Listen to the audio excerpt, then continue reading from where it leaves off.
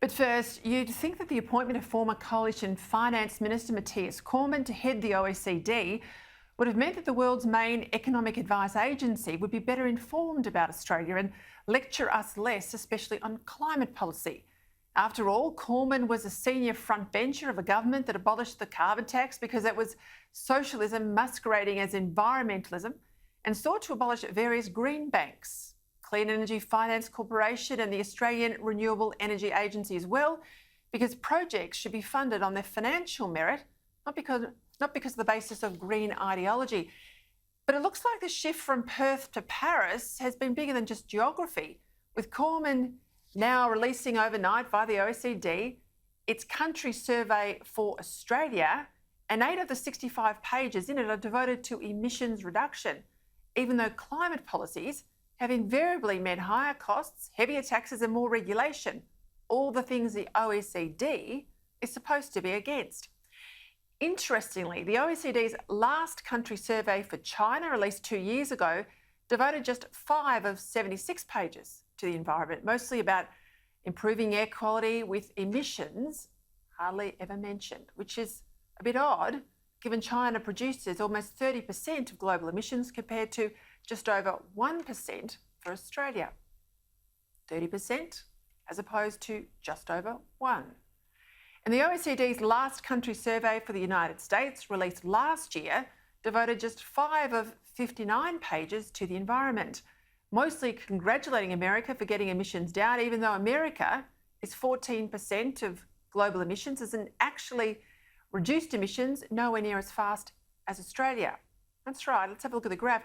Australia has reduced its emissions by 21% since 2005, but America, well, they've only dropped by 13% since 2005. And China, well, it's at least doubled its emissions, yet it's Australia that's copying the climate lecture from the body that now has Australian heading it up. Go figure. And even though the OECD admits in the document today that Australia's emissions per head have declined by double the OECD average, it goes on to whinge that we don't have a carbon price in Australia, we aren't doing enough, it says, on climate innovation, and we aren't moving fast enough on electric cars.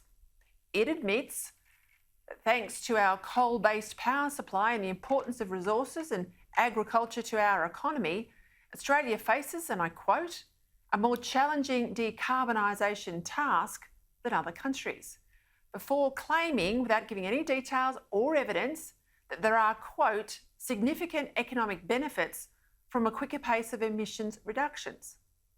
Now, as you'd expect, this report has been seized on by the local Green lobby to berate the Morrison government for supposedly not doing enough on climate, even though we've actually done more than almost any country in the world, especially a near neighbour New Zealand, under the climate darling Jacinda Ardern, that's not reduced its emissions at all since 2005 and only gets to net zero by 2050, another big promise, by completely excluding agriculture. And what this all engenders here in Australian media is this new cultural cringe, climate snobs belittling our own country on the basis of selective and biased reporting from overseas. Now, like everyone, I want to see good environmental policy because we should rest lightly on the only planet we have, but we can't pursue lower emissions if this imposes ruinous economic costs and makes us weaker versus a challenger such as China that only pretends to take emissions seriously, especially if nothing we do in Australia is going to make any global difference.